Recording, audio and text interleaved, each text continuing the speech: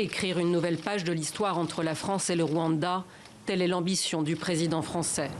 Tout juste arrivé à Kigali, Emmanuel Macron se rend au mémorial du génocide des Tutsis et fait face aux victimes, à leur tragédie.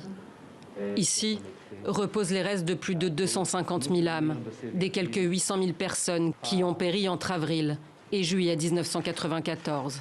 Des Tutsis en majorité, mais aussi des Hutus modérés. Vient le temps du recueillement.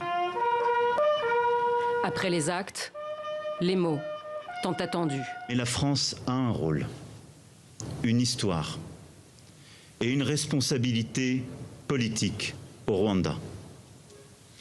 Elle a un devoir, celui de regarder l'histoire en face et de reconnaître la part de souffrance qu'elle a infligée au peuple rwandais en faisant trop longtemps prévaloir le silence sur l'examen de la vérité.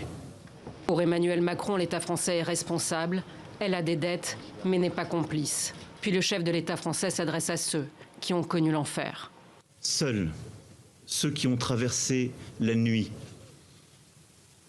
peuvent peut-être pardonner. Nous faire le don, alors, de nous pardonner.